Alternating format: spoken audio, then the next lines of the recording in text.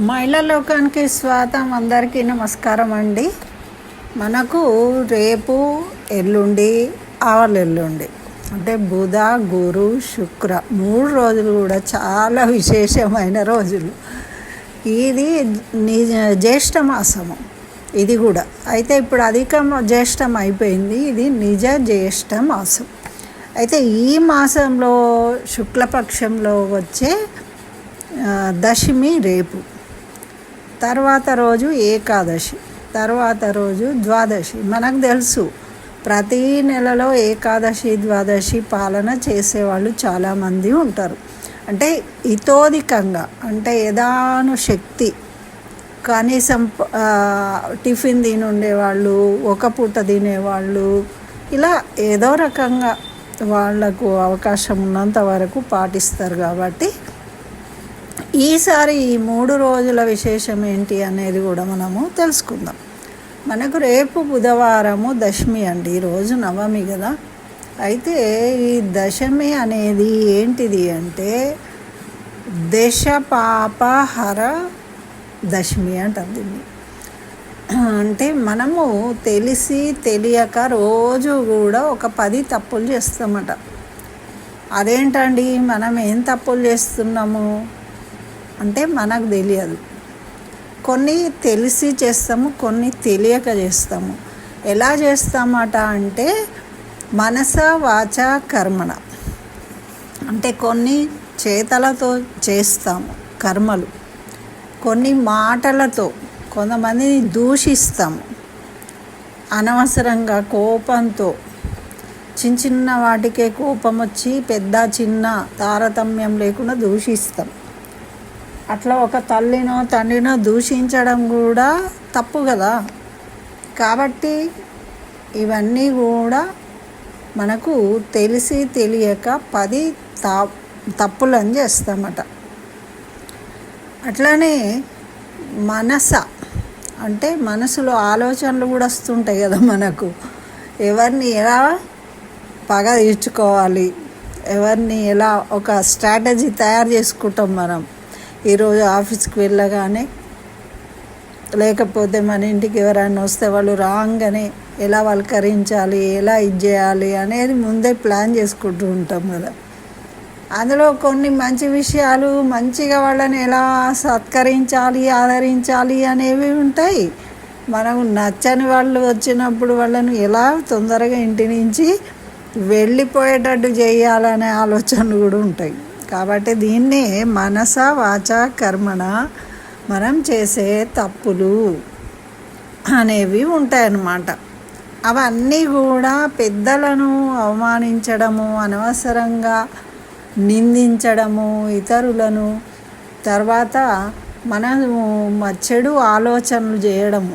ఎవరి గురించి అయినా కూడా వాళ్ళకి పని కావద్దు అని ఆలోచించినా కూడా అది హితము కోరుకోని విషయాలన్నీ కూడా పాపాలుగా లెక్కించబడతాయి. ఇతరులకు ఎప్పుడు హితముగా చేసే ఆలోచనలు కానీ పనులు కానీ అవి మనకు కూడా హితాన్ని కలుగజేస్తాయి. అదేవిధంగా మరి ఇతరులకు ఇబ్బంది కలిగించేవి, మనకి ఏవి ఇబ్బంది ఉంటాయో ఇతరులకు కూడా అలాంటి ఇబ్బందులే ఉంటాయి కదండి. మరి అలాంటి ఇబ్బందులు కలగాలని మనం ఏది చేస్తామో అది కూడా తప్పుగా పరిగణించబడుతుంది. అంటే ఇటువంటి దశ పాపహరము అంటే అలాంటి మనం తెలిసి తెలియక రోజు చేస్తూ చిన్నపిల్లలను కొడుతూ ఉంటాము. పాపం వాడు ఏం తప్పు చేయడు కానీ మన కోపము, భార్య మీద కోపాన్ని పిల్లడి మీద చూపిస్తారు. అట్లనే ఒక తల్లి కూడా భర్త తిడితే ఆ కోపాన్ని పిల్లల మీద చూపించచ్చు, లేకుంటే తల్లిదండ్రులు పెద్దవాళ్ళు వాళ్ళ మీద చూపించచ్చు. ఇట్లా ఏవో ఒకటి చేస్తూ ఉంటాము. మీకు అర్థమైంది అనుకుంటా. దీని గురించి ముఖ్యం కాదు ఇప్పుడు మనం ఈరోజు ఏం చేసుకోవాలనేది. ఉదయం లేవాలి. మనకు సూర్యోదయానికి లేవడం అనేది అతి పవిత్రమైన విషయం. ప్రతిసారి ఏదైనా ఒక పర్వదినము అసలు రోజు లేవాలి, కానీ కనీసము ఇటువంటి విశేషమైన రోజులో తప్పకుండా ఉదయాన్నే లేవాలి, మంచిగా స్నానం చేయాలి సూర్యోదయానికి. మన ఇష్ట దైవాన్ని మనం శివుడా, విష్ణువా, నరసింహస్వామి, మీరు ఎవరిని పూజిస్తారో రోజు మీ ఇంట్లో ఆ సూర్యుడికి అర్ఘ్యం ఇచ్చి నమస్కరించి మనము మన ఇష్ట దైవాన్ని, మనము పూజించే దైవాన్ని పూజించాలన్నమాట. తర్వాత విష్ణు సహస్రనామం ఎందుకు అంటే ఇది దశమి, ఏకాదశి, ద్వాదశి అనేది అది దేవత విష్ణుమూర్తి ఏకాదశికి. కాబట్టి తప్పకుండా విష్ణు సహస్రనామ పారాయణం చేయాలి. ఎందుకు దశమి రోజు కూడా మనం పాటించాలి. యాక్చువల్గా మనము ఏకాదశి వ్రతం చేస్తున్నాము అంటే దశమి రోజు కూడా మనం పాటించాలి. అయితే తర్వాత ఏం చేయాలి మరి అంటే దానం చేయాలి. ఈ దశమి రోజు కూడా మనం దానం చేయాలి. దశవిధ దానాలు అంటారు. ఏవైనా కానీ పప్పు, ఉప్పు, నూనె మనకు ఏవి తోస్తే అవి బ్రాహ్మడికి దక్షిణ సహితంగా దానం చేసుకోవాలన్నమాట. ఈ విధంగా దానం చేసుకోవడం వల్ల మనకు పాప విమోచనం కలుగుతుంది. మనం తెలిసి తెలియక చేసే పాపాలు ఏవైతే ఉంటాయో, మనం అనుకుంటాము ఎవరినో చంపితేనో, పోయి ఏమన్నా చేస్తేనో అటువంటివే పాపాలు కాదు. మనము ఒకరిని బాధ పెట్టినా, మనసు కష్టపెట్టినా, శరీరానికి ఇబ్బంది కలిగించిన, మనసుకు కష్టం కలిగించినా కూడా అది కూడా పాపమే. కాబట్టి అటువంటి పాపాల నుండి మనకు విముక్తి కలుగుతుంది. అదేవిధంగా మనం ఈరోజు చేసే పూజ వల్ల ఆ విష్ణుమూర్తి అనుగ్రహంతో ఆయురారోగ్యాలు లభిస్తాయి. మరి మనము ఆరోగ్యాలతో ఉండడం వల్ల మన కుటుంబంలో శాంతి, సౌభాగ్యం పెరుగుతుంది. చక్కగా పిల్లలు చెప్పినట్టు వింటారు. కావలసిన పనులన్నీ సకాలంలో జరిగిపోతూ ఉంటాయి. ఎటువంటి ఇబ్బందులు లేకుండా, ఆటంకాలు లేకుండా మన పనులు చేసుకుంటే మనకు ప్రశాంతంగా ఉంటుంది. ఇవన్నీ కావాలి అంటే మనము ఈ దశమి రోజు ఈ విధంగా పూజించుకోవాలన్నమాట. అదేవిధంగా మనకు తెల్లవారి జ్యేష్ఠమాసం శుక్లపక్షంలో వచ్చే ఏకాదశి. ఈ ఏకాదశి ఏంటిది అంటే భీముడు కూడా ఈ ఏకాదశిని ఉన్నాడండి. ఎందుకు అంటే మనలాంటోడే భీముడు. ఆకలికి ఆగలేడు ఆయన. మళ్ళీ ఏదైనా మనము ఆకలి బాగా అవుతుందని కొంచెం తిన్నామనుకోండి, మన కడుపు నిండా తినేదాకా ఆగదు. ఏదో కొంచెం తింటే సరిపోదు, మళ్ళీ ఇంకెక్కువ ఆకలి అవుతుంది. కాబట్టి తినేస్తూ ఉంటాము. ఈ ఏకాదశి అన్నం తినకుండా అయిపోయాని అన్ని రకాలు తినేస్తాం అన్నమాట. అయితే ఇట్లాంటి ఇబ్బందులు ఉన్నవాళ్ళు, పాపం భీముడు కూడా అంతే కదండి. ఆయన పెద్ద పర్సనాలిటీ, ఆయనకు ఆకలి అవుతుంది. పాపం అందరూ కూడా ఏకాదశి ఉపవాసం చేస్తూ ఉంటారు. పాండవులు, ద్రౌపది, కుంతీదేవి అందరూ కూడా. కానీ ఈయన ఒకడు మాత్రం ఆకలికి తట్టుకోలేడు. అయితే ఈ జ్యేష్ఠ మాసంలో ఆయనకు కూడా అనిపించిందట, నేను కూడా అయ్యో నాకు పుణ్యం ఎట్లా రావాలి, మరి నేను ఏకాదశి చేయట్లేదు అని వ్యాస మహర్షిని అడిగాడట. తాత ఎట్లా, నాకేమో ఆకలి ఆగదు, కొంచెం తింటే సరిపోదు, మొత్తం తినేదాకా నాకు శాంతి ఉండదు, నేను ఎట్లా ఉపవాసం చేయాలి అని అడిగాడట. అడిగితే అప్పుడు వ్యాసుల వారి చెప్పిండ్రు, నాయన మనకు జ్యేష్ఠ మాసంలో శుక్లపక్షంలో వచ్చే ఏకాదశిని నిర్జల ఏకాదశి అంటారు. కాబట్టి నువ్వు దీన్ని ఆచరిస్తే నువ్వు సంవత్సరంలో వచ్చే 12 ఏకాదశులు ఉన్న పుణ్యం కలుగుతుంది, పరమపద ప్రాప్తి కలుగుతుంది నీకు. ఈ ఏకాదశులు అన్నీ చేయడం వల్ల ఎటువంటి ఫలితాన్ని పొందుతావో, ఈ ఏకాదశి వ్రతం, ఈ ఒక్క ఏకాదశి వ్రతాన్ని చేసినా కూడా అటువంటి ఫలితాన్ని పొందుతావు అని చెప్పారట.